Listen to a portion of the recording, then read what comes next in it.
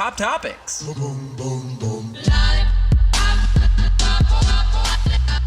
And here we are. Welcome back. Welcome back. This is 5051.com's Pop Topics here on 88.3 WMTS Murfreesboro. I am one of your hosts, Matt Boyd, at Matt Neil Boyd on Twitter, Neil with an A, and with me as always is Casey Shaheen. Yo, yo, yo. Casey Shaheen, a.k.a. DJ Yes Fella, at Gym Class Tryhard on Twitter. Thanks for listening to the show. Thanks for watching the show. Get some house cleaning out of the way real quick. Let's get some houses cleaned. You can watch and listen to this show live on Facebook.com/5051 Radio. We Facebook live stream every episode of this show. Go to Facebook.com/5051 Radio. If you want to interact with the show live, you can do so in a couple different ways. You can call us 615-898-5051. That is 615-898-5051. You can also comment on the Facebook Live thread. If you go to the video, click on the video, you can comment. We're going to have some of our regulars in the comments today. I know we will. Glenny Glenn. We always do. Where you at, Glenny Glenn? They don't leave. Even if we ask them, they probably wouldn't leave. Oh, we don't want you to leave. We love it. We love that you're on the Facebook Live. You can also listen to archived MP3s of this show as well as shows of the past by going to 5051.com, spelled out 5051.com.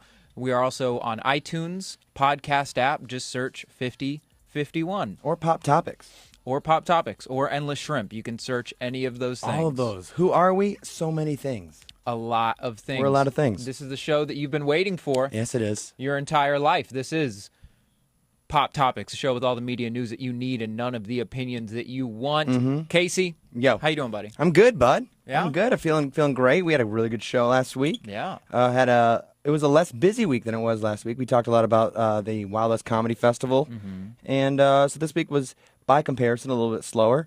But I do want to do a quick shout-out to friends of the show, listeners of the show, Larissa Frody and Jen Van Kuren.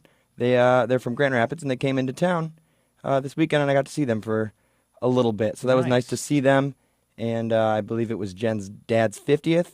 So they rolled in with like 40 old people and like 6 young people. It was nice. I met them at Dick's about a year ago, and we've had fun. We had a good time in the short amount of time that I saw them. So shout out to y'all. But this week, Matt, have you ever shopped at Aldi? Yeah. I'm from Antioch. Aldi.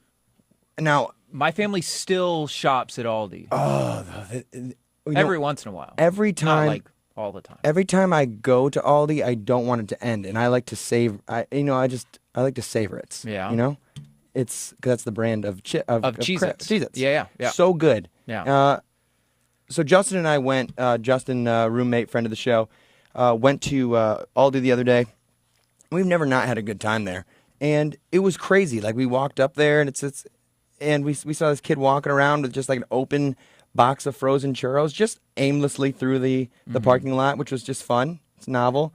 As we were walking in, we saw a young man on a Razor scooter with a thing of almond milk, and you know how you know what he did, Matt? He took that almond milk, put it on the top of his head, balanced it as if he was in Nairobi running just water from a mile away, and he was on a Razor scooter and just balancing this almond milk on his head and just into the distance. Like flat earthers, he went over the horizon with this on his head. We walked in, we had a great time shopping, and as we go to the very end, we're checking out. Justin goes, how much do you think this is all worth? I go, I don't know, maybe like I'm going to say $88. And then he goes, I think it's probably over 100. I go, okay, how about that? I'm saying, no, it is probably over 100. Let's say 100, 115. He goes, yeah, probably about 115. The guy checking us out goes, 98.23, and he's just boop, boop. He was off by 13 cents. I love Aldi. I feel like I'm going through customs because their employees are happy because they're seated. They're not standing.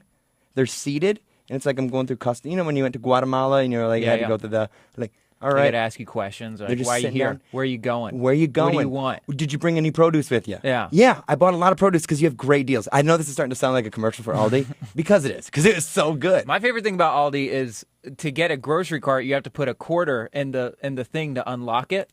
And I love that. It's like ransom. It is. Like they're like holding for 1 quarter because they know that means a lot to someone that's shopping at Aldi. Absolutely. That 1 quarter. That 1 quarter. It can buy a lot. Yeah, you can buy. Yeah. It can buy all these items. It can buy all every these single nuts. one of them. It was a great time. And Did you go to the one on Murfreesboro Road? no, I went to the one on Nolensville Road.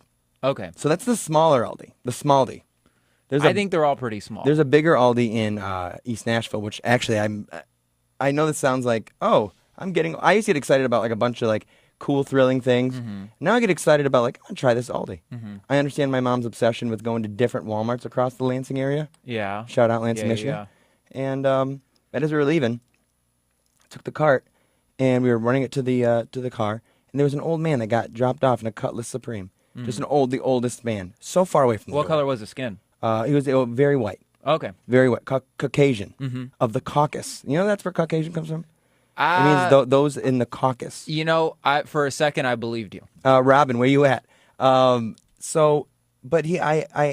like, hey man, do you need a cart? And he goes, yeah. So he walks up to me, very frail, took a long time. It was like the old man from Up, and he just extends with his worn by time hands with a quarter between his index finger and his thumb, and he presents it to us. And I go, no man, this one's on me. He goes, oh, thank you so much, and he put that quarter back in that high pocket on the suspender. Yeah, that's what it's for. It's pants. the quarter pocket. It was the quarter pocket. And let me tell you what, guys, I had the best time at Aldi. Yeah. It's a real fun time because there's no, like you walk into a Kroger, you grocery shop in a Kroger, there are different levels of income in a Kroger. In Aldi, everyone's poor. Yeah. And everyone knows that. It's better. As if I hadn't met my quota on screaming Middle Eastern children. Yeah. I mean, I met my quota with one trip to Aldi. It's like an international. And I'm under budget. It's an international market for EBT. I love you know it. What I mean? I love Aldi, and just growing up in Lansing, Michigan, and going to Dearborn, which is a suburb of Detroit. I like just cultural experiences. My dad being an Arab, me going around. I kind of like you're a real ethnographer. I'm really just kind of sick of like real philanthropist. I'm sick of ladies who are drinking white Zin before noon. Yeah. And like I'm sick of that whole culture. That's why I'm glad to be out of Brentwood, because you go to Publix, you were being accosted by people. Oh, 100%. Velcro shoes. 100%. Yeah. It's the worst place in the world. That was the highlight of my week, Matt. I used to work at Publix. Did you? Publix is trash. Yeah. I mean, it's actually the opposite of trash. Oh, it's the best shopping. It's the best shopping experience. It's just as far the as worst customer service. place to be. It's just the worst. These just super. I was talking about that on stage a couple weeks ago. Like there are some places.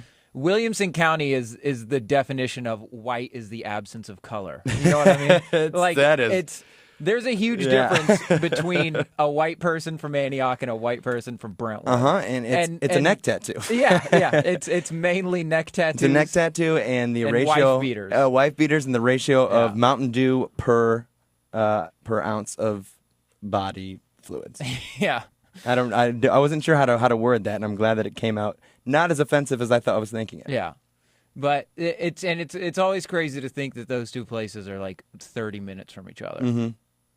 And people like Brentwood, not a real place. No, Brentwood, not a real place. No, I mean I used to live over in Brentwood, and it's I don't even understand it. It's Brentwood.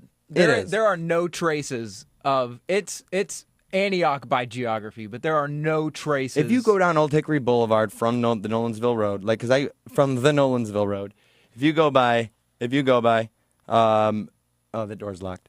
But if you go by that, keep going down towards like the mini golf place and stuff. It's a thing. Like Antioch shows up. Antioch shows its stripes. Yeah, you go past the big lots. Yeah. Anything past. You go beyond the big lots. You hit a Food Lion. Oh, you start getting into some Hollywood video and blockbusters. Ooh, I love a Hollywood video. Yeah. Hollywood. There was a like the part of Antioch I'm from, like right on Murfreesboro Road. This is all real regional, but there was a Blockbuster right across the street from a Hollywood video that was right in front of a Food Lion. Oh, and that was a bitter rivalry. And that was a very bitter rivalry. Now there's obviously no Hollywood video and no Blockbuster, so they turned the Blockbuster into an international market that still has the Blockbuster background, like a building on the dais or whatever. It's like a building that used to be a Taco Bell. Yeah. Like an old Taco And you know Bell. for sure this used to be a Blockbuster because they didn't even take down the Blockbuster thing. They just put a paper sign in front of it that says International Market. They didn't even bother. Like the lights are like surprisingly Yeah. resilient, so you could see it's even shining Blockbuster behind. Yeah, the exact same thing with Hollywood Video. It's now a hair salon, and it's called Hollywood Haircuts. What? See, And the Hollywood is the same Hollywood from Hollywood Video. That right like the there Hollywood sign. is the entrepreneurial spirit that comes by having open borders and allowing. I mean, look at that. Is that cultural? That's corporate appropriation, and I'm okay with it. International affairs at its finest. I love it. You know, it's just the best time in the world. And if you need to get gussied up for your affair, go to Hollywood Hair. yeah, yeah. Still, again, not a commercial. Antioch, best place in the world. I will never concede that point. Yeah. I think it's the best place in the world. I think what you mean is the Yock. The Yock. The Yock. Or as racists call it, Hispanioc. Hispaniac. I hate that so much. Or as Raiders fans call it, L.A., Lower Antioch. The Doyers fool. The Raiders fans, bro. Bro, let's do this. Tell me, Matt, how was your week? It was pretty good. I had a pretty good week. Just a lot of Tell me about a lot of comedy shows. I did a couple shows out here in Murfreesboro last week. Shout out to Murfreesboro. Shout out to Radical Arts, and shout out to I was just reframing it. oh, shout out to Radical Arts. Shout out to Mayday Brewery. There were a couple of really good shows out there that I did this week, and it was a really, really fun time. Good. So that's all my weeks have become. I realized I was counting it up on Saturday. Between Sunday night to Friday night, I did about an hour and 5 minutes of comedy. Wow. Look at you. You're getting your 10,000 hours in. Just trying, man. Just trying. It's a lot. I mean, that was 7 open mics, a 10-minute set, and then a 15-minute set. Good boy, man. So somewhere, I don't know how math works, but in the dictionary, next to dedication, driven, and #woke, you. Hey, that's me. Synonyms. That's what I do, man. Batmoid. We had a really fun time. So something actually almost kind of crazy happened when we did our show at the Borough Bar and Grill. What if Glennie Freeman showed up just like he does on this show on the Facebook Live? That would have been real if he just fun, kind of especially because he would have come from Michigan, wouldn't he? Yeah. From the greater Lansing area. Came all the way from Michigan to go to the Borough Bar and Grill. Of course, we're talking about Glennie Freeman, one of our Facebook Live viewers, and if you want to be one of them too, you can go to facebook.com/FiftyFiftyOne Radio. Yeah. We get done. It was just what Joey Diaz calls a murderer's row of comics at Borough Bar and Grill. On Thursday night, it was me, it was Carolyn Bueller, CJ, Vala Bird, Gabe Atchley, Chance Willie, just killers. We all had a fun time. We all had a really good time. We all got a lot more laughs than I certainly deserved. And at the end of the show, we were kind of figuring out, like, are we going somewhere? Are we going to go to a trashy bar here in Murfreesboro? Yeah, of course. And then we're like, oh, no, we're all above 21. There's no reason to go to a bar here in Murfreesboro. That's true. So we were like, Nashville, maybe not. We go out to the cars, and, like, behind Borough Bar and Grill, there's a hookah bar on the other side of a chain link fence. Yeah. And we walk back there. Next to the textbook brokers. Yeah, that's where it is. And I had no idea that that's how that geography worked until I saw it, and I was like, this is a weird angle to see all of this. It's a strange it's like outlet. Right where that it's the Smoothie strangest King is. outlet mall. I know right what you're talking about. And so we were talking to, apparently, like, one of the comics that I was with knew the bouncer that was working at the hookah bar, and he was trying to get us to come over. The bouncer at textbook brokers. the bouncer at Look out for midnight. Levon. Look out. It coming in strong. So we were just kind of talking to him, and mind you, we're talking through a chain link fence. Yeah. And it's me. It's like you're a Holocaust victim, and the other like, kid is a German, right? And you're just on other sides, and then you guys make an unlikely friendship. Right. It was 3 white dudes and then 2 black women talking to this bouncer, and out of nowhere, we were all just kind of talking, and I was talking to somebody and looking away.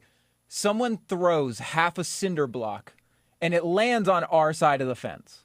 Oh, so they first blood. They were trying to draw first blood. Yeah. So this is a turf war, man. So you were part of a turf war. The bouncer turns around and looks at the door, and there is a skinny little black dude that overhand threw half a cinder block while we were talking, and he was throwing it at the bouncer, but he missed by a mile. Why? something was going on before we got there, I guess. Oh, I so guess like there was you something came going into on. the scuffle. There was something going on in the hookah bar that we weren't a part of, and they were trying to pick a fight. So the bouncer runs over there, and he's like manhandling this little dude. Like, he wasn't fighting him because he knew he couldn't, but he was pushing him out. He was pushing him into the street and stuff like that. And we were just standing there, and one of the comics that I was with, like, one of the girls gets in a verbal fight with another dude that was part of that dude's crew. And I'm just standing there being like, this is not what I signed up for today. Well, that's what happens. This is not what I signed up for. What happens is we can use a historical context to explain this.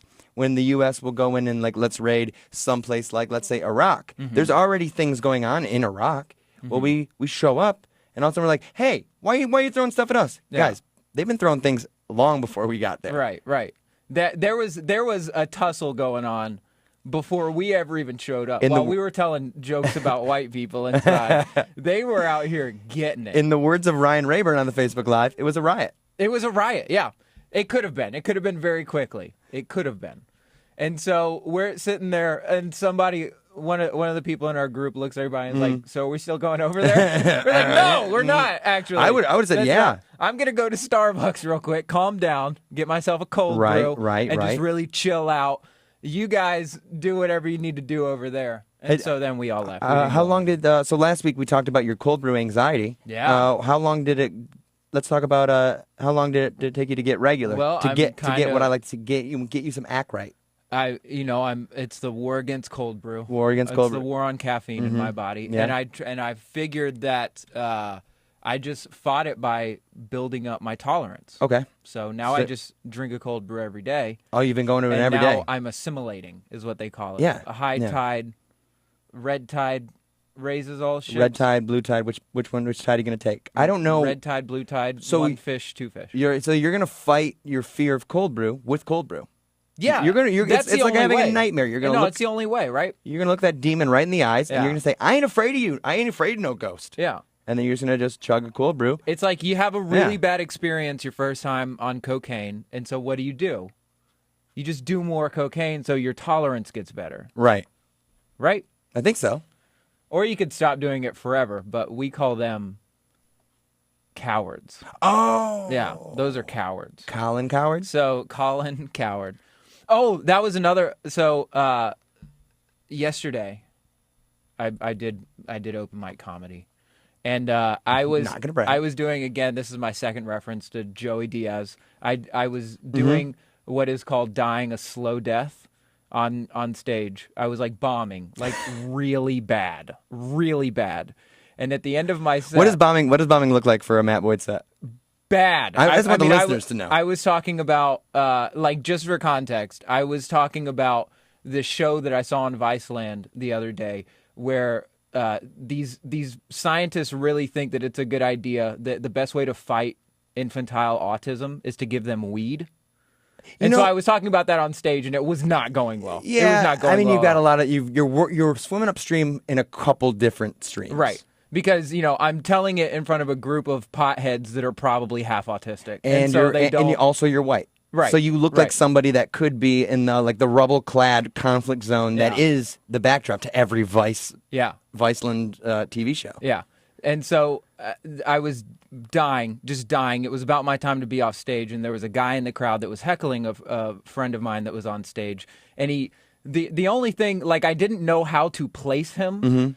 But he sounded like a baseball player. That's all I could think. And then I got on stage. He had some chew in his lip. He was talking like a he was just talking in signals. Yeah. I figured he was just talking talking with his hat. I think he was deaf, Matt. Yeah. I just don't think he understood you. He was doing He's sign like, language. "Can you put on closed captions, please?" But I get on stage and I see him, and I was like, "Hey, buddy, I just want to let you know that when I was sitting over there, I knew that you sounded like a baseball player, but now I look at you and you also look like a baseball player." Right. And he goes, "That's very racist of you, but thank you." Oh, so he was Puerto Rican. And so I don't know what everyone was just like, "Ooh, like not good, Matt." And then I go, "Where are you from?" And he said, "I'm from the Dominican." And I was just like, "You're a baseball player." everyone's It's in like, your yeah, blood. that's where they make them. It's in the blood. So I asked him, like, did you hear about have you ever heard about, like, what Colin Cowherd said about Dominican baseball players? No, I didn't hear what he said. Which is the reason that Colin Cowherd got kicked off of ESPN is because he said... He's the Don Imus of ESPN. This is almost a quote. He says... The Bill O'Reilly of ESPN. He said,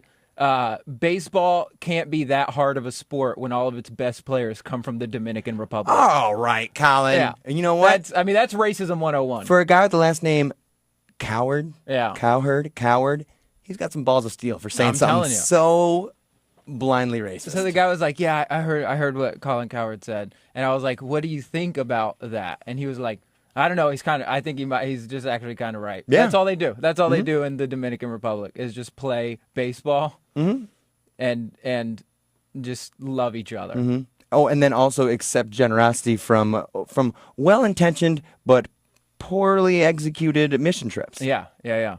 From white kids around Williamson County. Yeah. No, we're non-denominational, so we want to go. We're non-denominational. We're going to go build you something you're probably not going to use. Because we want to feel good about it. Non-denominational just means you hate everybody. I think that's true. I'm also non-denominational. Oh, it's so on the Facebook Live, guys. We are on Facebook Live, facebook.com/5051 radio. You guys are chatty today, and I love it. Nick Danger calling cold brew legal speed. Dave Molnar figured out his Bluetooth situation, and Mac Dyer said that she or he. It looks like, I don't know your picture. Mac Dyer says, I was at the show at the Borough. Where should I go to do comedy in the Borough? Short-haired girl in the front row. Do you remember the short-haired girl in the front row? I do. Yeah. That's Mac Dyer. Good for her. So where does she go? We were talking to Will today. Was that his name? Remind me? Yes, Will Nolan. Will Nolan was doing a couple shows here. Just Mac, just go ahead, add Matt on. Just ask us, send us a message, and Matt will tell you exactly where to go do comedy in the Borough. That's cool. Look at that.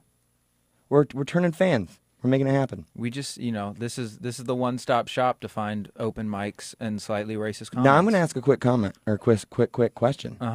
Did you happen to hit on Mac Dyer? I talked to her after the show. Oh yeah? Yeah. Yeah? How'd that go? Mac, how'd it go? I was drunk. Yeah? I don't remember. I left that show or got off the stage at that show rather inebriated. Yeah? But it was a really, really fun time. It was a really good crowd. And we all had fun with it. It really was one of those things where all the comics were talking after the show, like, this is comedy. This is it. See, what we need to do is it's a Chad Ryden rant. Yeah. We were just all like, this is jokes. Tips on the table. Tips on the table. Tips were on the table. This fun is times ahead. laughs. This is good time. Yeah. Shout out Radical Arts.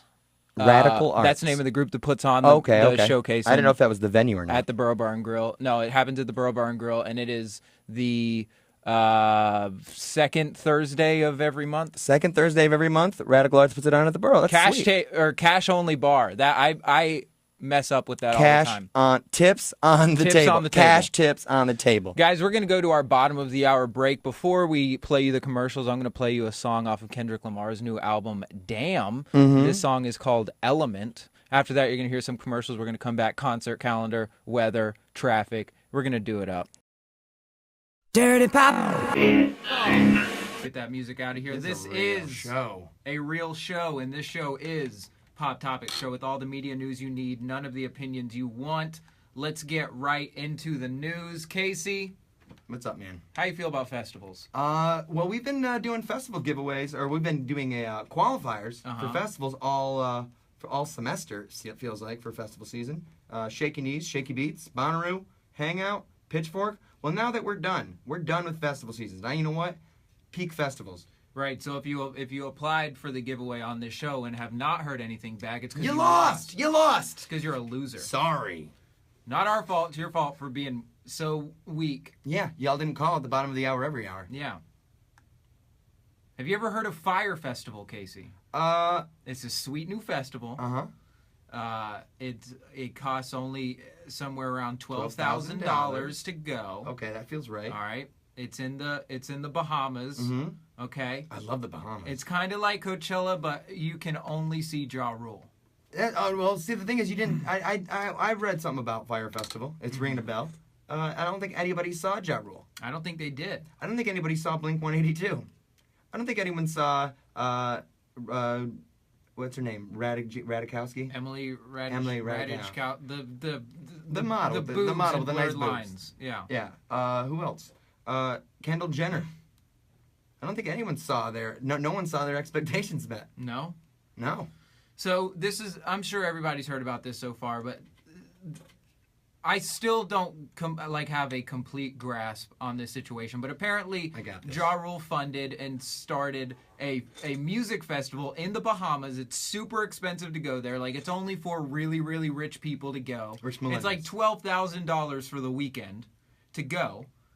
Well, that was upwards of 12,000. Some people spent less, but they didn't get like the VIP treatment. So a lot of people went to the Bahamas to see this show, and there was no show. All right, so it's a 2-weekend festival in the Bahamas. Yeah. Now it was targeted at millennials, very rich millennials who wanted an upper class, not upper class, but like a kind of like a I think it said in this Ringer article. The aspiring Dan Bilzerians, like we're just bikini clad and just opulence and sounds awesome. It sounds great. Two weekends in the Bahamas. You get to fly out. They got beautiful tents set up for you. They have high class food. It's like Bonnaroo with showers. Bonnaroo with showers. Yeah, which I'm cool with. You know, sounds fun until you get there and you realize you're just stranded on an island. Right now, which also. Doesn't sound like the worst thing in the world. Not bad, but but you can get stranded at Bonnaroo. So, I've been stranded at Bonnaroo. You could die at Bonnaroo. People do. I've never seen it, but I've heard of it. It's like an urban legend. But this Fyre festival was put on by Ja Rule's production company with his partner Billy McFarland, a 25-year-old aspiring aspiring entrepreneur, had this idea for the Fyre festival, which is Coachella in the Bahamas, right? Yeah. And it did not go well. No, not at all. They were promised great housing. They were promised beautiful tents. They were promised great food. They were promised chances to hang out with models, Instagram models, and live an opulent life. You're right. And they were met with everything but. So you want to get in? Do you know anything about what they were met with? So they basically have to send care packages. They have to find a way to keep these people safe because there's no way to get them off the island. So the only thing that they give them to eat are did you see the picture of the cheese sandwich? The cheese sandwich with it's just 2 pieces of bread, with 2 pieces of cheese, and then a spring medley. A spring medley on the side. From Aldi. It's not even a sandwich. That's how they save their money. They went shopping at Aldi, and that's how they could afford so many spring medleys. So all of these, I can only imagine. Because it honestly doesn't sound like that bad of a situation for a normal people, but you think all these super rich young white people, it's probably a problem for them. So here's another issue. They're not accustomed to the island life. Yeah, they're not. They weren't ready. They were living they were, in Tom Petty's words, they were living like a refugee. And Crystal brings up a good point that on the Facebook Live, people literally went back to the airport scared that they couldn't get out. I read that because they didn't know if they could get a flight out. People were still there. They were stuck. And Crystal even just added there wasn't even a Starbucks. So no cold brew in that hot weather. But people are calling out Billy McFarland in a big way. Yeah? Billy McFarland, the promoter. And I'm gonna come to his defense, man. Yeah? You don't think it was his fault? It's not that I don't think it was his fault. I think that, I believe it was all his fault. I do believe it was all his fault. But you got to stop giving him so much crap because the guy has taken the entire thing on the chin, him and Ja Rule. And we're gonna get to Ja's statement here in a minute. Mr. Rule. Mr. Rule to you. But people are calling like everybody like Vice, Complex, AV Club, Consequence of Sound. They're all coming at Billy McFarland and saying that he's like a douchebag and he's been really graceful about it. Like he admitted that they were a little naive and in over their head long before the festival started, which, yeah, he could have called it off. He said we could have done a better job. But like he's offering consolation tickets, like free tickets to next year's festival. He's but like I don't know. It just seems like Vice is going a little hard on them, considering that their brand is millennial white kids speaking to other millennial white kids with the backdrop of like a conflict zone. Considering the fact that there is a reality show on Viceland about a group of young white millennials starting a jungle town in Panama. It's called Jonestown Part 2. Right. They're basically... No, it's called Jungle Town. Oh, is it? Yeah. I've watched it. It's a hilarious I watched show. one episode and I hated it. It's hilarious. Oh, Absolutely hilarious. All this altruism and stuff, like, how much money do you have to have before you're just like, you know what? I get it. Like, let me give some of it away. Right. I don't know. They're just throwing it at some Peruvian town that doesn't even like them. Right. I don't know. But it's funny that Vice is taking this angle on them, because Vice doesn't have anything to gain from them doing well. Mm-hmm. Only that they do terribly will Vice, like, I feel like they're just always struggling for journalistic integrity. Right. They're always looking for it, and they're not going to get it from, like, just doing, like, trash pieces or takedown pieces. So this is what Ja Rule said about, he essentially actually went on social media and took all of the blame for what happened. Ja Rule said, quote, "We are working right now on getting everyone on the island safe. That is my immediate concern. I will make a statement soon. I'm heartbroken at this moment. My partners and I wanted this to be an amazing event. It was not a scam, as everyone is reporting. I don't know how. I need some punctuation, Ja. I don't know how everything went left, but I'm working to make it right by making sure everyone is refunded." I'm not reading the rest. It was punctuated with, "those lips, those eyes," and Ashanti came into his rescue. Dave Molnar just added that local staff recommended postponing until 2018, just 6 weeks out, but management refused, and all the local team members were fired. Right. And all but one local team member was fired. Jeez. I wonder what happened here. Like, did they not even, like, contact Blink 182 or anybody and, like, even tell them to come? It does kind of sound like a scam, because there's a lot that goes behind a festival. There's a lot to set up. There's a lot of people you have to call, a lot of moves to make. You got to make posters. You got to have bottled water. Like, so where did this go wrong? They get there and it's just nothing. Well, so the tents that they were met with were FEMA tents. They had, like, FEMA tents, and then they had, like, a local bar, and they were just feeding, like, the festival was feeding people, like, just giveaway drinks. Yeah. Doing giveaways. And there was just the only band that was playing was a local band, which I heard someone actually say that the local band was pretty good. Yeah. Which is pretty cool. Good. It's like Coachella. Like a reggaeton?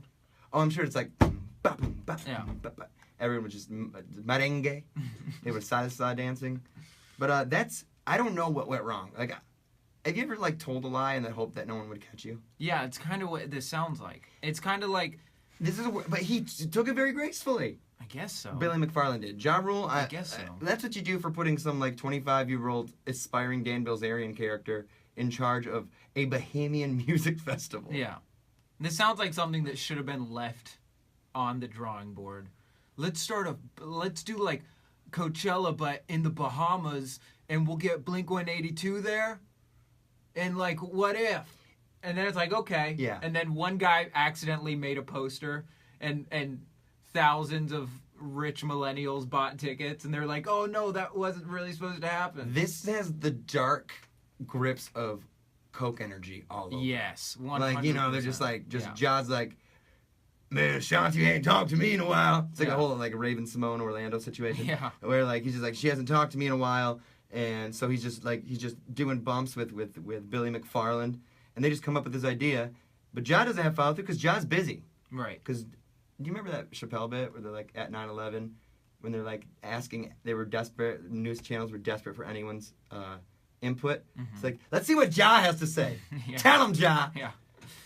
That's how Kanye became famous. It is.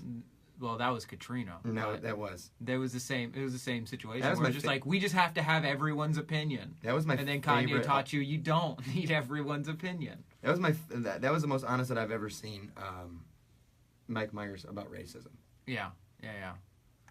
It was also the most scared Mike Myers has ever been in his life. Oh, he was terrified. Mike Myers. And he was in the movie I Married an Axe Murderer. Mike Myers could meet Michael Myers and not be as scared as Mike Myers. he was on that show. That's great. I love that. I just dropped my pen. That was so good. Fyre Festival. If you got more to tell us, let us know. Just keep dropping stuff in. Let's move on to the next story, Matt. Okay. What do you got? What are you thinking? I don't know. I mean, do you want to talk about fashion? You know what? Yeah. Okay, let's talk about fashion. So, fashion's a thing. I don't know if you guys know this or not, but we are big on fashion. The fashionistas of WMTS. We're actually going to the Met Gala in the outfits you see right now. Right. Met Gala is tonight. If you need any advice on where to get joggers or long sleeve T-shirts, I'm your guy. We're joggers, and I'm not a joggers guy because I don't like the way they cuff around my ankle. But I do. I did bring a onesie in to the review with Matt and Casey one time. So there's this thing going around right now of these pants that are being sold. Who's selling them? Topshop. Topshop. Clear jeans, y'all. You thought jeans couldn't get any crazier. We got skinny jeans, bell-bottom jeans, apple-bottom jeans, boots with the fur.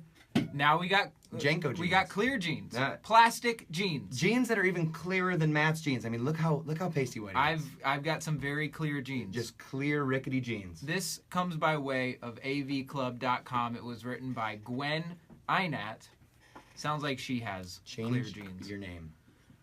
We're not rocket scientists or anything, but we're pretty sure that the whole point of clothing is to cover up your body. Good point. Solid point. I like it. Why else would you wear clothes?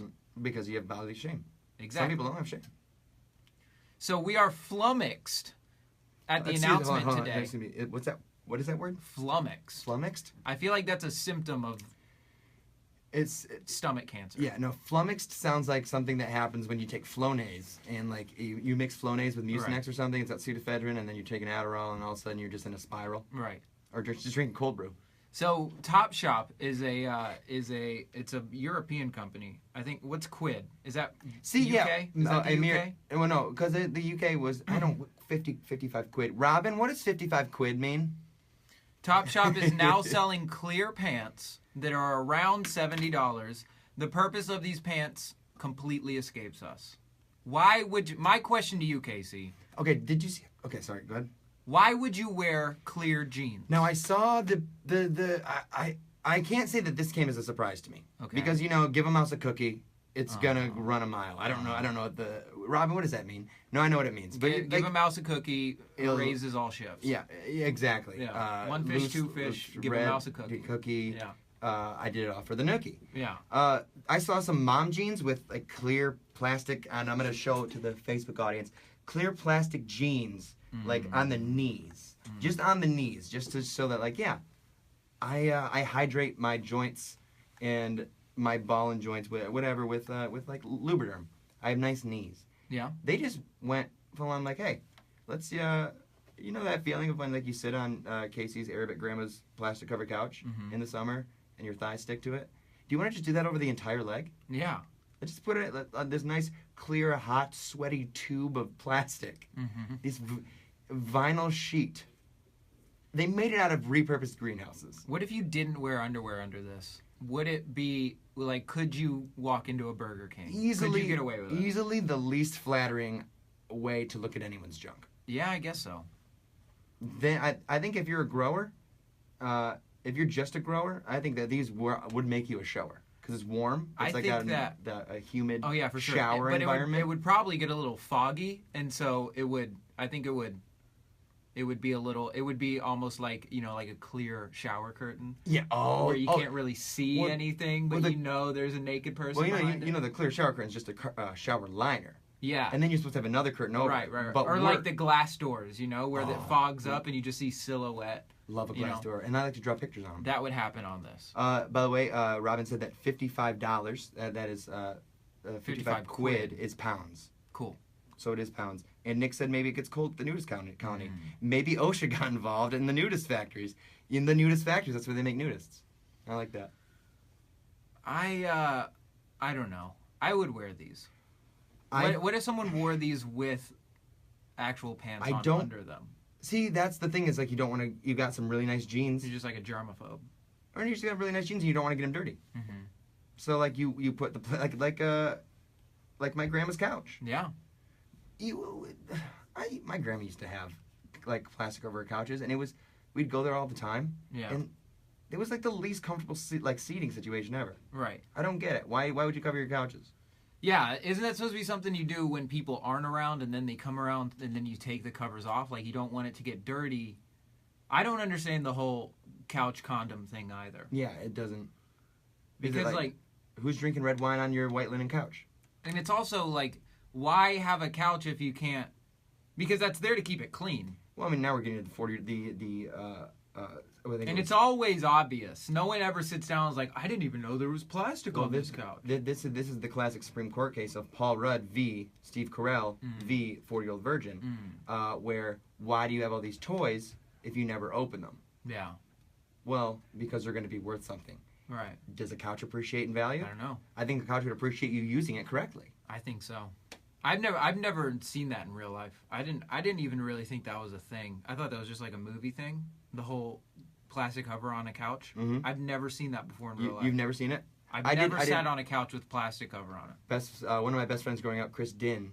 Shout out Chris Din. He's Vietnamese, and they had the room that you're not allowed to walk in. Is it a minority thing? I'm wondering because there's a in the Venn diagram of ethnicities, white people are on the outside of this one, but plastic covered couches and a four burner electric stove in the garage.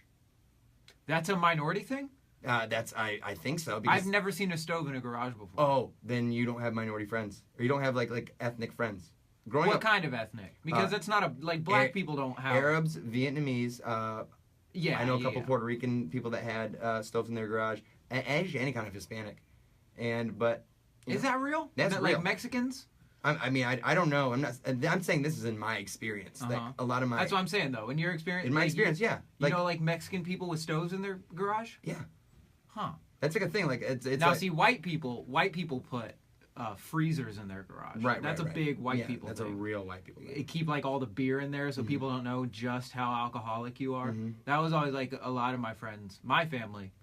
We just let them know. We put the alcohol out in plain sight. We don't care. But I had a lot of friends in high school whose parents had like a cooler in their garage that was always just stocked. See, we always had that, like because my mom's white, my dad's Arabic, so we always had the fridge. We always had a freezer in the garage because you need extra storage. Because you're gonna buy a lot of pita bread when you go to Dearborn. It's an hour and a half away. Yeah. You gotta need a place to store your bread. Yeah. Or just your treats, other things.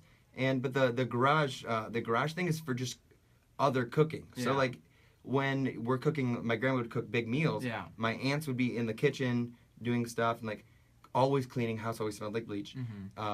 And I wonder if that's why it's covered. Couches are covered because they always had bleach on their hands, and if they just didn't dry them off, then they're always talking with their hands, so they could be flicking bleach water into the living room, which is adjacent to the kitchen. Yeah. And you could bleach the couch. Yeah. And no one wants a bleached couch. Now I've seen multiple households that had multiple stoves. But not in the garage. They would always be in the basement. One was now that the I basement. think about it. Well, that's who was saying that? Sebastian Maniscalco in his Showtime special talked about that. About ovens in the basement. I think that's like an Italian thing. Yeah, it might be an Italian thing. My grandma because the Italian people that I know that would do that, they would put like while they're cooking the real food upstairs, they're cooking like the bread in the oven downstairs. Maybe they have like a nice casserole, cakes and stuff. A bread oven. Yeah. Bread. Just a bun oven. Just an open flamed brick oven in the basement. Seems like it's the Pilot Light. Right. Just a pizza stove. What are they called? Pizza. I think it's a stone. A stone. What is that called? Like when you go into a restaurant and they have like the open pizza furnace. A pizza furnace, an open flame. Yeah. A brick oven. I have no idea. It's just pizza fire. But yeah, fire. But my grandma would always cook like stinky things. Like they use a lot of they would cook a lot of cauliflower. Yeah. And so they would like in a pressure cooker. I know I spit a little bit there, but it's the sound that like in the pressure cooker, and it's a bunch of like cauliflower and stuff. They'd be cooking it, and it would stink. But they do it in the garage where it didn't stink so much. Yeah, that makes sense. They need an extra 4 burners because we're having a feast. Why? Because it's Tuesday. So the real question that I come up with is this. Yeah. Clear jeans. Let's get back to clear jeans. That's what I wanted to go back. Clear jeans sounds like something made up by super white people, but something that minorities would wear. Ah, that's good. That's good. Because this just, I bet if you looked up like... Is this the white privilege comedy hour? Pictures of 90s Puerto Ricans, they were wearing clear jeans. Robin just said right here, says, look up the 80s movie, So Fine. It's a satirical movie about fashion involving clear plastic-ass jeans. ... No joke.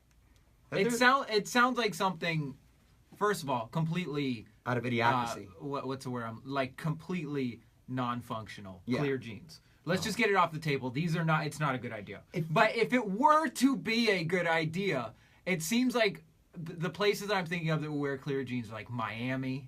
Oh, definitely. You know, like Miami. Fashion forward places. South Beach. Right. So I mean, this is some relatively like LA. I could see people, or like not LA, but like San Diego. Oh, they would wear clear jeans. I would say probably LA, because San Diego's more of like a cargo shorts, backwards hat, and sorry, I smell like weed. I just got back from my job at Four Loko. Yeah.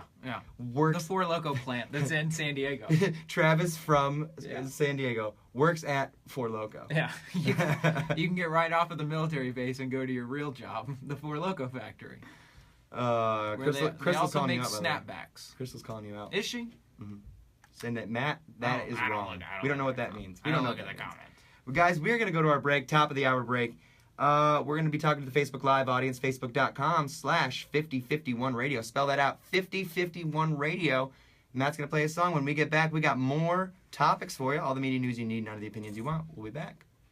This song is, this comes off of, again, Kendrick Lamar's new album, Damn. This song is called DNA. I'm going to play it for you, and we'll be right back. We love you forever. Dirty Pop.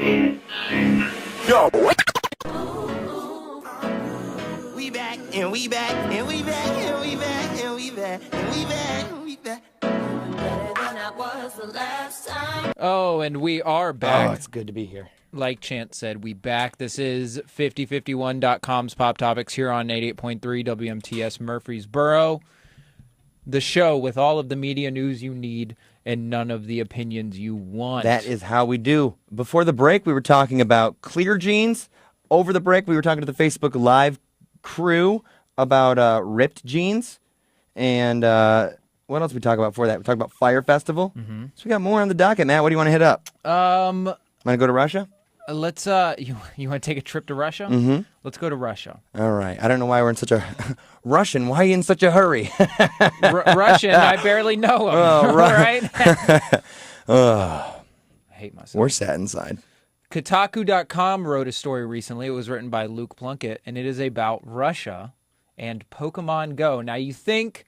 You know, we talked about this last summer. Last summer was when the Pokemon Go thing was happening, right? I did it for the gram. I played it for the gram.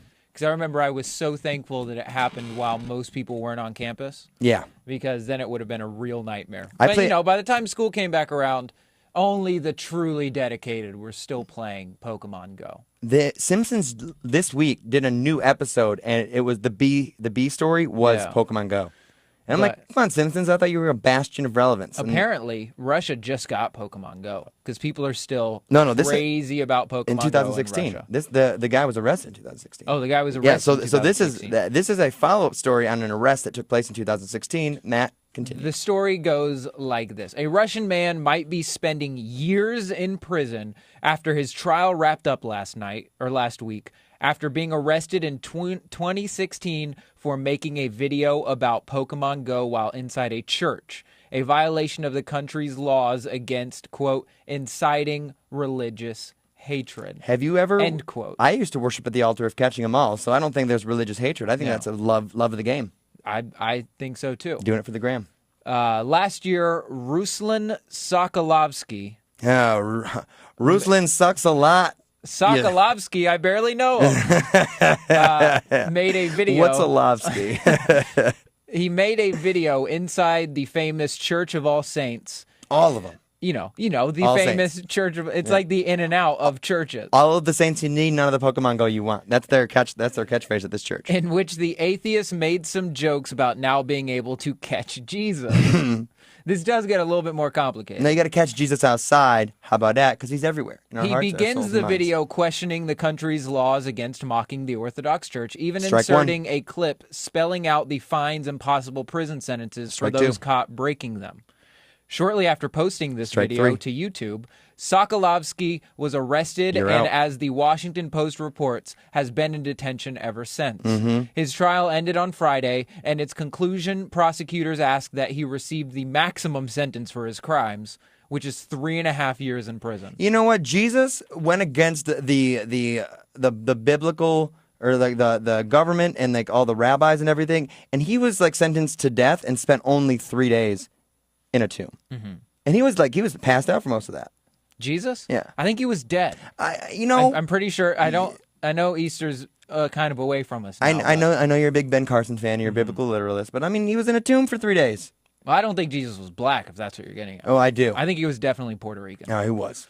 Or Dominican, because he was great at baseball. He said, Sokolovsky said, quote, I may be an idiot, but I am by no means an extremist. A long time ago, people were imprisoned in camps and for longer terms, not for 3.5 years, but for decades, because they foully joked, for example, about communism and about Stalin. Now it turns out that they want to imprison me for 3.5 years because I obscenely joked about orthodoxy and about Patriarch Kirill. I have no idea what that means. Kirill is the name of Mr. Bean's actual son, and Is it really? He goes by @SlutWhisperer on social media. That's Mr. Bean's son? That's Mr. Bean's son. Slut Whisperer is Mr. Bean's son. I had no idea. Yeah. But that's funny, that Kirill. Yeah. For me, this is savagery and barbarism. I do not understand how this is at all possible. Nevertheless, as we have seen, it is quite possible indeed. By the way, I'm very impressed that you read Russian that way, And because I do not understand any of their characters. No, I don't. Weird vernacular. So, what do you think about this, Casey? Because this, you read the headline, you think, oh, maybe someone was just playing Pokemon Go. There was a Mewtwo in church, and he had to go inside. But it turns out he knew the entire time what he was getting into. He knew what he was doing. And keep in mind, this is communist Russia. So here in the States, if you make a documentary and your name is Bill Maher and you're like, you liberals are never, hey, laugh. It's a joke, you softies. But if you're Bill Maher, you're going to make Religulous, a movie about... You guys are crybabies. Nancy Pelosi, get out. I could work on a better Bill Maher. But if you are in the U.S., you can do pieces like this and you can make statements this way. But there's just something about the cold, bitter reality that is the Russian landscape, which is just, I assume, covered in broken glass. Yeah. That Vodka bottles. Vodka bottles. Like, what about Russians' religious laws seem like a good idea to defy? Like, that's what I'm saying. Like, Yeah. and to add insult to injury, like, he prefaced the video with, hey, I'm going to go break a law. This is what can happen. And then he posted it. Like, what? He was out there trying to catch him. Oh, he just ended up catching every charge. Yeah. It's kind of sounds like good old rustling. Caught a little bit of that millennial protester bug from the States and thought he could just do whatever he wants and get away with it like you can if you're white and young in this country. That's why we need to bring down globalism. Populism is the way. But then he tried to take that mess to Russia. And they were like, yeah, you're not going to get away with you're not doing this. It's a stupid rule, but he knew it was a rule. Putin's he killed was doing people it for in less. protest. Yeah, for way less. Putin has killed people for way less. And now he's in here. He's Putin in hard time. Yeah. 3.5 years to be exact. Yeah. What is 3.5 years in Russian? An eternity? It is. I think that works out to 5 years in Russia. 3.5 years. Now, there's just something about the way that Russia... I mean, I talked to so there's a guy, I cannot remember his name for the life of me. There's my friend Dom, he goes up to Buffalo's, and his friend, I can't remember because it's a very Eastern European name. They're both Ukrainian, and I talk to him all the time about Russia. Yeah. Because Dom's friend literally looks like Putin. He literally looks like Putin. So we were talking one day, and he's like, we're talking about the different leaders. He goes, Putin does a really good job, but it's because he goes, the people of Russia I say it because they're my people, but they're dumb. He goes, they cannot run themselves. So Putin comes in and he takes charge. He's short, but he looks tall. And so what if he lies a little bit if the people like him? And that got really like Rasta real quick. But he says that, and I kind of get it. I kind of get why Russia doesn't want any dum-dums doing any dumb stuff. Yeah, it's like what did you think was going to happen if you set up a gym in a Russian cathedral? Did he set up a gym? I know it has to be. I think it looks like he's just going out there to catch Pokemon. Somebody had to put those Pokemon in that church, though. That's the thing. Let's find that guy. Well, yeah, kill him. That's the company that made the game. They set the Pokemon. Yeah. And so he was set up. They randomly generate. So Rustlin was set up.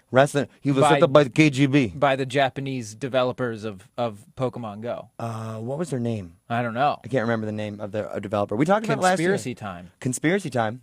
I think that Japanese I think that Soklovsky knew too much. Yeah. I think that might be yeah. what it is.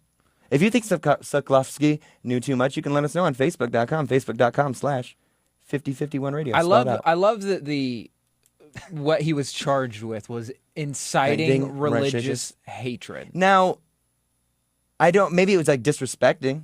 He needed to get some respect. Maybe. Yeah. Maybe he needed to put a little bit of respect on his name. What if he beat out Putin, who was the gym leader at that gym? What and if that's Putin, really what it was? I bet that's what happened. Yeah. Putin was just mad that he couldn't catch that whirlpool before Ruslan got there. Well, he's been putting everybody in jail. He's been slacking on his Pokemon Go time. What else are you going to do? I don't know. You got to put in. God, Russia. You got to figure out your names. Mm-hmm. Change your name. Hashtag change everything about Russia. Change. No, not everything. I mean, St. Petersburg is pretty. They have borscht, bathhouses. Oh. Mm-hmm. You want to go to the next one? Are you done? Yeah, go ahead. I think I'm Pokemon gone. Go ahead. Let's talk about Netflix. Do we have time?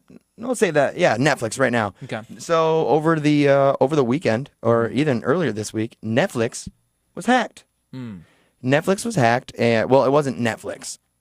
What happened was a link in the distribution channel, an editing house for a lot of different Hollywood studios was hacked, and some episodes of Orange is the New Black were released on the Pirate Bay after Netflix decided not to negotiate with the hacker, who went by the name of. Because we don't negotiate with terrorists. We don't. I mean, that's a very Netflix. I mean, this is their next original series. If House of Cards taught me anything, Netflix does not negotiate with terrorists. They do not.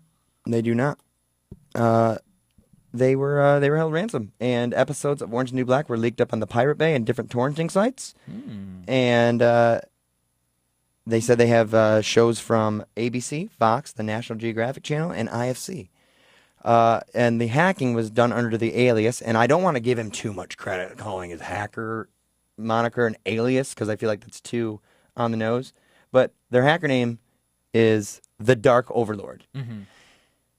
Now, do you think someone with, imagine that someone with such a half-baked, alias would come up with such a half-baked idea to hack Netflix? Yeah. For a show that hasn't been good for 2 seasons? Right. I don't. This is what you got. You got into Netflix, of all places, and the best that you could find was season 5 or whatever of Orange is the New Black. Well, that's their the first thing that they let off with. You got to come in strong. Yeah, this is the Dark Overlord says that it says they also claim to have stolen unreleased content from ABC, Fox, National Geographic, and IFC. So what are they steal? Episodes of Marin? Yeah, the one thing that you release is pirated episodes of Orange is the New Black. God forbid you release all the episodes of season 2 of Flaked, starring Will Arnett. So it was done by. Let's see the new Portlander. I need it. Portlandia. I need it. Comedy Bang Bang. Ugh. What does National Geographic have that the Dark Overlord's holding us out on? Animal Planet? And that's another channel. That's another channel. What's the show? Planet Earth? Is that on National Geographic? No, they have a lot of weirder. They have a lot of it's the Viceland of the Discovery Channel family.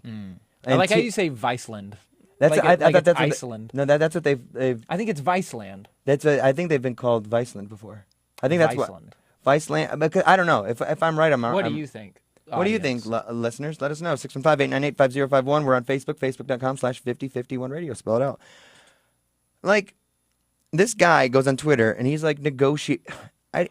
It's such a bad idea. I mean, it works. Does it though?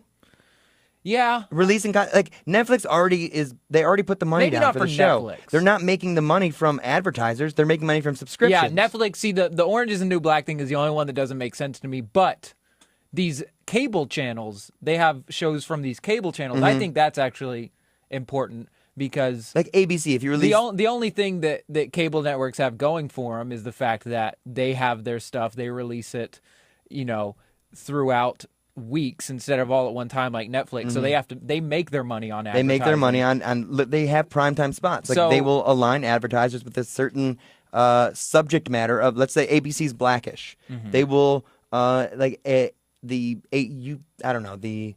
NAACP would take out an ad there, like on Blackish, which gathers or Empire on Fox. They would do that. Or let's say for Nat Geo, dumb pants, stupid pants, maybe the Untuck It shirt. I don't know. Why wouldn't they just hoard these episodes until they found their mark? They let out. I think that's what they're doing. Matt, when's the last time you torrented something? I am proud to say that I have never torrented anything that wasn't pornographic. Okay. I've torrented movies before, and I had to delete it because I delete it very quickly because I ran out of room on my computer. Yeah. I just bought a very expensive hard drive that's going to be in the mail tomorrow, and I wouldn't even be able to fill it with anything. Like, people watch on Netflix because Netflix is an experience. Streaming and binging is the experience. Right. When you're watching it, you know somebody else is binge watching it, and they're wasting their own time too. And so you talk about, I binged that show the other day. I don't feel like adulting today. And that's what the Netflix experience is. So when you're putting it up on, if you're streaming it from your computer to your TV, it ruins the experience of the whole thing. This is my favorite thing about the Dark Overlord. At the end of the article, they say, the alias Dark Overlord has popped up in other recent attacks, including one last January on a small charity in Muncie, Indiana, the Little Red Door Cancer Service of East Central Indiana. In that case, the hackers wiped the organization's servers and backup servers and demanded 50 bitcoins, which is valued at $43,000, to restore the data. The organization did not pay. I love that... They're going to attack cancer cells. Oh, I love that the biggest...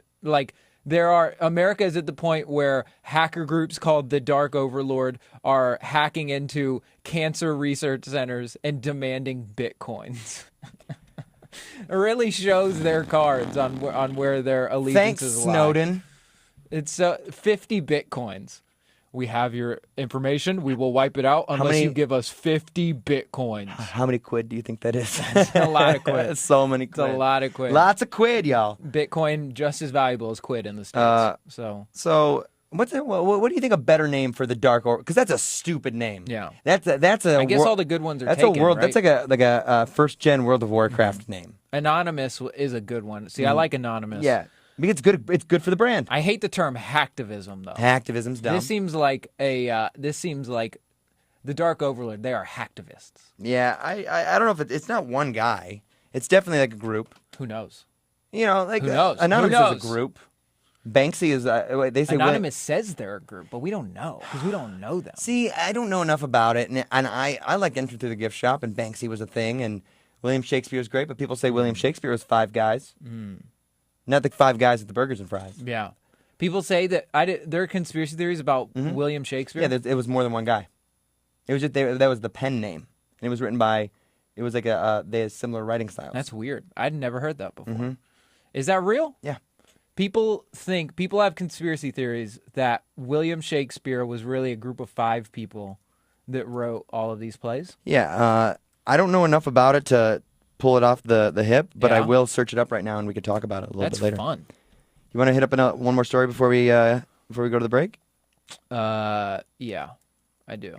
Which one's on your heart, Matt? There's got to be a story on your heart. I don't know. You want to talk about Steve Bannon? Or as Complex calls him, Stephen Bannon. I've never heard him called Stephen before. He hasn't been called Stephen except for by his upset stepdad. Yeah. Stephen! That sounds like what he makes Trump call him, Mr. Stephen. Read that Broadly article. Coach Stephen. The one that we got about the ghosting. Oh, yeah, about Tinder. Because we always talk about dating apps and stuff on this show. And this is actually a pretty interesting write-up. This story was written by Vice's lady section. Maria Yagoda. And Yagoda, I hardly know her. The name of this article is I butt dialed a Tinder date who ghosted me, and it went surprisingly well. Oh, really? The thing about ghosts, except the one in Hilary Duff's 1998 romp Casper Meets Wendy, is that they haunt you. This is why they're such an apt metaphor for the aspect of modern dating that allows people to vanish after dating or having sex, never to respond to another you up. But despite this illusion of vanishing ghosts never quite disappear, they are everywhere. I learned this firsthand in January when a ghost appeared in my life 6 months after he disappeared because of something my butt did without my consent. Even recounting this is horrifying. You girls and your consent. Just kidding. Just kidding. After finishing burgers with a love interest turned pal at Shake Shack, I looked at my phone to find that my butt had made 8 separate FaceTime calls. While I'd been wrapped up in deriding my friend of his demented libertarianism, my butt had gone forward and reached out to a large, puzzling array of people. 2 friends, 2 dudes I hadn't spoken with since college, a family member, and 1 guy who ghosted me last summer after 4 pleasant dates, 2 of which had a food component. Hey, can I interrupt? Can I tell Maria Yagoda to Maria, you get to the point already? I'm telling you. Jeez. During dinner, my butt had attempted to video chat him twice, and my record showed that he picked up both times. A few days later on Thursday at around 9 p.m., the guy, his name's Mark, texted me again asking if I'd be interested in grabbing a drink. I was eating pizza with a friend, cruising through my 5th beer, and feeling reckless enough to have Googled micropenis stats. Oh my God, we get it. You are conflicted, quirky, and you know everything. We're not going to skip to the point. She ended up going on a date with this guy. She was going to call him Mark. She went on a date with him, and she said that she was able to talk to the guy without fear of feeling rejected. She's like, oh, she was able to ask him, why did you ghost me? Without being afraid of what he would say. And they had a nice conversation about it, and he said, I've been desensitized by Tinder to dates. He goes, it's easier not to act than it is to act. And he said, and then there's a quote here that said, he liked me, but not enough to transcend the possibility of someone else. She then apologized to him about saying that, oh, I guess I never got in contact with you. Yeah. Matt, have you ever ghosted anybody? I have, no, I've been ghosted. I don't think I've ghosted anybody before. I have. You have? Yeah. I did it with with my ex. The first time we on our first jaunt through romance. Yeah. I ghosted her because I got scared because I liked her too much. Yeah. I don't think, no, I've never ghosted anybody, but I do have, and I've had this for a very long time, I have a genuine irrational fear of butt dialing people while I'm talking about them. I feel like it happens. Yeah. Like the way that I... Every single time I start gossiping about somebody and I know I have their phone number, I really do every single time go, Hey, Siri, call. I wonder if they're on the phone in my pocket right now and they can hear everything that I'm saying. Well, I mean, that's probably a pretty good practice to be in, though. Like, it's a good habit to be in so that you don't talk ill of people. Right.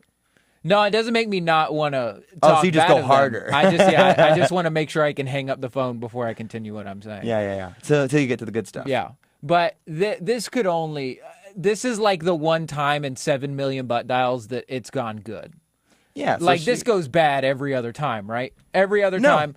Like if I told any of my 10-ish stories of Tinder dates gone bad and I accidentally butt dialed one of them, I'm not saying a whole lot of good things about any of them. Right. You know what I mean? So they're gonna hear it and not be enthused. I've never once ended a Tinder date story with, and everything was pretty good afterwards. That's kind of most of the way that my Tinder dates end. Like I don't let them I feel like I to use a gymnast metaphor, I might stumble on the bars a little bit, but my dismount is flawless. Yeah. I'm getting even a 10. Germany's even giving me a 10. Yeah. Throwing up that 10 right there. Because I can just be like, we meet each other where we're at. Like, okay, we didn't like each other, whatever. And we ghost, and there's a mutual understanding. And I've talked to girls about that before, girls that I've ghosted. Like, yeah, I'm like, honestly, I just didn't want to waste your time because I. Well, then that's not ghosting. Isn't ghosting? No, I would where, ghost. They show up I would and later. you don't? Yeah, I would. It's like being left at the altar. No, ghosting is not being called. Not being called after a date. Like after you sleep. Oh, I've ghosted a lot. That's what we're talking about. I didn't know what ghosting was. Yeah, oh yes. We should have probably explained I thought ghosting was like you not showing up. Like you don't show up to the date. No. Ghosting is going on a date, possibly having sex, and then having sex and not talking. Yeah, and then never. Oh, I've done that 100 times. I did that as early as last week. Yeah. Yeah. I've done that with every single Tinder date I've ever been on. I've ghosted them. Yeah. See, I didn't know what ghosting was. Because I feel like the conversation is because it's as low stakes as it is to swipe right and match and talk and whatever. Yeah. Like the stakes are so low that like, oh, you didn't call. Which is fine, but it's such an intimate thing where you can like keep track of somebody that you're like when you ghost them, it's easy to stalk them. Yeah. So it's easier to like internalize being rejected, or it's even easier to just forget that they were ever there. Yeah. And I have a tendency to do that because I'm a selfish guy. Yeah. But I've done that up to recently. But I'll just say, hey, I just don't want to be part of something right now. I enjoy the time we had. Even a line that I use when I'm not saying pick up girls, but when I'm talking to a girl at a bar or something, I say I make a great boyfriend for an evening. When you're chatting with hoes. No, I wouldn't say with the hoes because they're ladies. Are they? Yeah, they're lovely ladies. Okay. The girls that I've gone on Tinder dates with that I've ghosted were not ladies. You really got. I think, Matt. Not if even I'm going to give close. you some, this is not even close. This is the Bud Light Lounge unsolicited advice corner from Casey to Matt. Yeah. Lead with love. Yeah. Just be compassionate, be thoughtful, and consider other people's feelings. And then when you ghost them, you don't feel so bad. I don't feel bad about. I just misunderstood what ghosting meant. I don't feel bad about ghosting any of these girls. But I can't believe that we went that long without agreeing on the definition of ghosting. Yeah, I didn't know. This is good. This is like Vice of journalism. When you said ghosting girls, because I think that there is something extremely rude about setting up a date and then not showing up for it. That is ultimate. Which is what I thought ghosting was. No. I think that that's rude, but not having a good time and then never talking to someone ever again is less rude. It does make me a bad person. I understand that. You ever slept with a date and then not talked to her after that?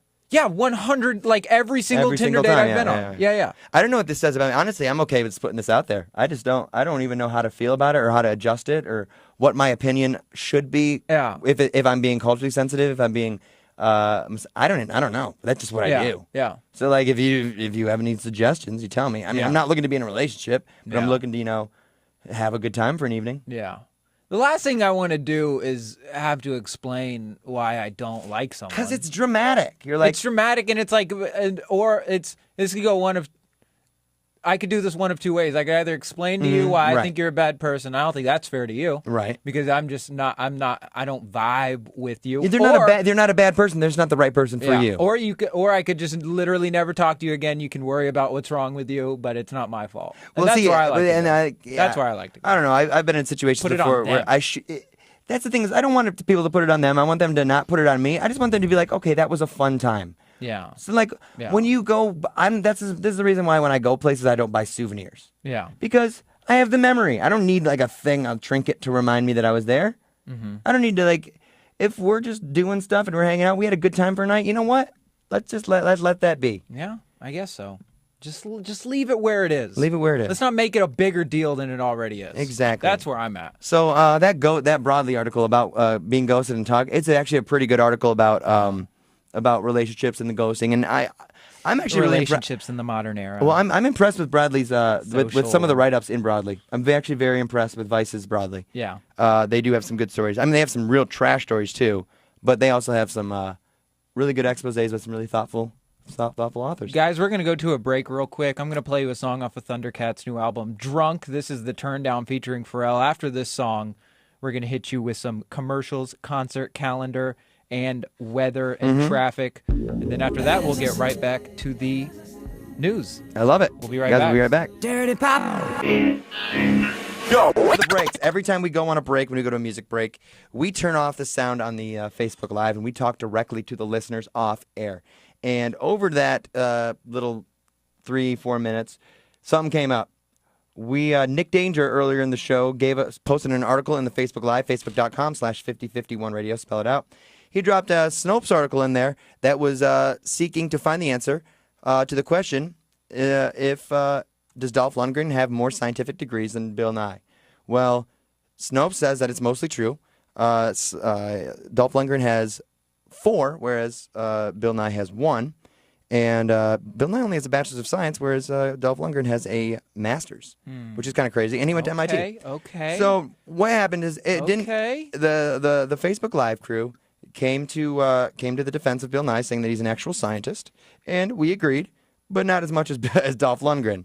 I began to say that I don't think that Bill Nye is necessarily the best scientist, and Robin actually did add some good context here. She says Bill Nye recently came out and said that he cannot be our quote-unquote science guy anymore because he has become too angry and politically jaded, and that was not evident at all in the 11 or 12 episodes of his new show, Bill Nye Saves the World, on Netflix now. So, Matt, is Bill Nye a real scientist? Sure.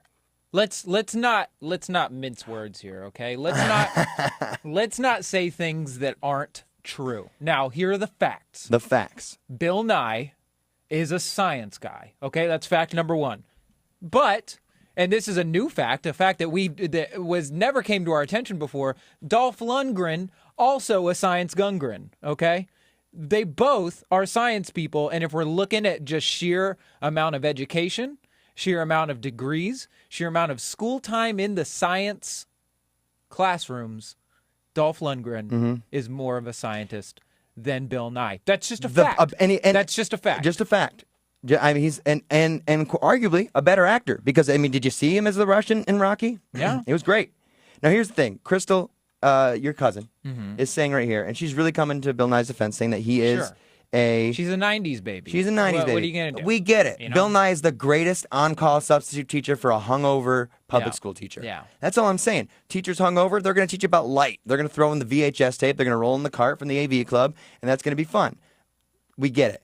Now, she says that Nye developed a resonance suppressor that is still used on 747s today. I don't even know what that means. He talked about it on his show. He developed a proprietary piece of equipment that is used and a complex's sundial used on the Mars exploration rover. We get it. He has a bachelor's in science from Cornell, a very prestigious university. A bachelor's of science. So he was hired by a third-party company to work on a team. I'm sure that Bill Nye didn't do it in his lab because he's probably a lot sadder than we think. But yeah, he worked on a team that helped develop that. Dolph Lundgren was the Russian in Rocky and also had a Fulbright scholarship Washington from State, MIT, from Washington Stockholm, State, Stockholm, University of Sydney, I MIT. Mean, this guy's he's worldwide.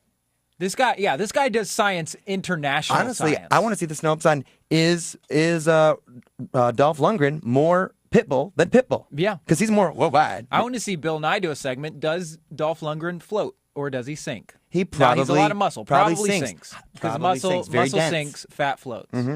He's heavy. Now Crystal also says, and I quote, Matt has no science at all. Also very true. What did the Russian? I'm not a science. I don't have any science. What did the Russian actually do? I mean, I don't know if you're familiar with workout montages, but he worked out with the most incredibly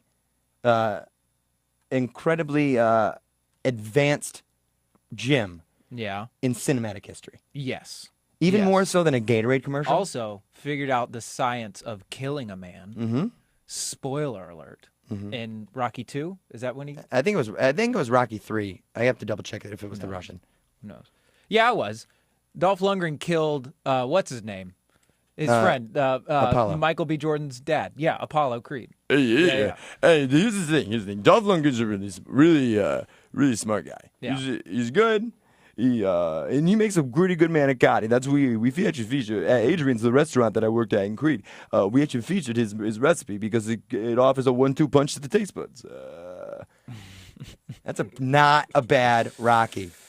Mac Dyer. Ivan Drogo. Mac Dyer also says we are all scientists, Rocky, which is not true. It was Rocky 4. There is no science on this show whatsoever. No, we are not scientists. We're not science. But I'm just saying, Bill Nye is a great teacher. He's a great educator, and we get it. He's become kind of the memeable person. People are like, oh, I know a scientist, because you're punching at the wind for some sort of understanding of this complex world in a post-fact world.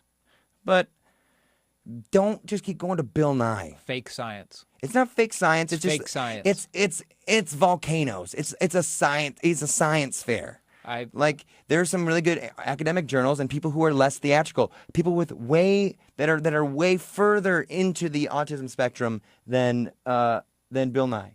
Some fantastic. Do you think he's on researchers. the spectrum? I think so. I would say so because he's really focused. I would say that about Neil deGrasse Tyson. Neil deGrasse Tyson, 100%. But he also used to be. He's on the spectrum. He's so theatrical. He was on Colbert last night, and boy, just listening to him talk is like inspiring. But again, maybe Neil deGrasse Tyson isn't even the best astrophysicist. He's just the most consumable. I think that the best astrophysicists in the world are doing real science and not making TV shows. That's the other thing. Because there's the job of people that need to do the work and people that need to teach. Science isn't pretty, guys. Science isn't sexy. Science isn't sexy. Science is slow. Yeah. The scientific process takes years. Right. Years. Right. To solve anything. It's like saying Bill Nye is a scientist is like saying Dr. Oz is a doctor. He may have been at some point. He probably has baseline credentials for being called Dr. that. Oz, Dr. but Oz other has a than TV show that nothing. told you how to prevent cancer and then got colon cancer. Right. So, in the ultimate bit of irony, Is he dead? No, Is no. Dr. Oz dead? No, he just has. I think he might be in remission. I don't know. I haven't really kept up on my Dr. Oz trivia lately. What if Dr. Oz died and came back to life and started feeding on young people, and we just called him Dr. Acula? Nah. It's a Scrubs ref. Scrubs ref. Speaking of Scrubs, McDonald's. This Speaking is of the end scrubs, of the Scrubs. McDonald's is about to scrub. Let's do that quick hit. McDonald's is about to scrub High C Orange from its menu and replace it with a new proprietary drink. Rest in peace, High C Orange. McDonald's, the only place to get High C Orange. Now, here conspiracy time. I think that was a McDonald's exclusive. I've never seen High C Orange in the wild. Conspiracy time. Kel Mitchell every year from 2007 till about 2012, 2013. There was a hoax that Kel Mitchell from Keenan and Kel died. Kel Mitchell, known for his love of orange soda, because he do. This is the ultimate, I'm telling you, Kel Mitchell's managers, Kel Mitchell, if you need a manager, Kel Mitchell's managers, if you're listening, this is a perfect time for you to jump in. This is something where you can get nice and viral hits. You could sell this idea to Funny or Die or College Humor, anything like that. This is the perfect time for you to get back in the game. That's all I'm saying, Kel. But they are replacing McDonald's High C Orange Lava Burst with a Sprite Tropical Berry Remix. And so if you guys like it, you have to make sure that they're phasing it out. But all stores will be rid of it by July 4th, I believe. So they're getting rid of it. Other than that, Sierra posted an article that I wasn't able to see. I wasn't able to pull it up here because Facebook's Live is weird on here. But there it is, guys. That's the show. We love you. If there's anything else, any stray observations, we'll take them off the air. But you can listen to us see us live on Facebook. Yeah. Facebook Live. Facebook.com/FiftyFiftyOne Radio. Yeah. We're on Twitter. Matt, where are you at? I'm at Matt Neil Boyd, Neil with an A. And I am at Gym Class Tryhard. 5051.com is where is the website for this show. Yeah. Where where the podcast version of this lives. Also on iTunes, if you search 5051 or Pop Topics or Endless Shrimp, that's where you can find it. And we're also on SoundCloud, soundcloud.com/5051 Radio. SoundCloud, those are the latest 2 episodes. That's for you, those of you with Android phones that aren't able to access the iTunes Marketplace. We are adding videos every week onto YouTube. I am slowly working at that. It is a chore, and I'm learning how to do it. So be patient with us, but we will have the YouTube link available. If you love the show, share it with your friends. We're going to have links. Go and subscribe there. Guys, we love you. Be good. Be good to yourselves. Be and safe. Remember, Bill Nye, Buckle up. not a real scientist. Buckle up. Be you. Buckle Love up. yourself. Wrap it up. Shoot your shot. Shoot your shot. Salam alaikum. We love you forever. Bye. Bye. Pop topics. Boom, boom, boom.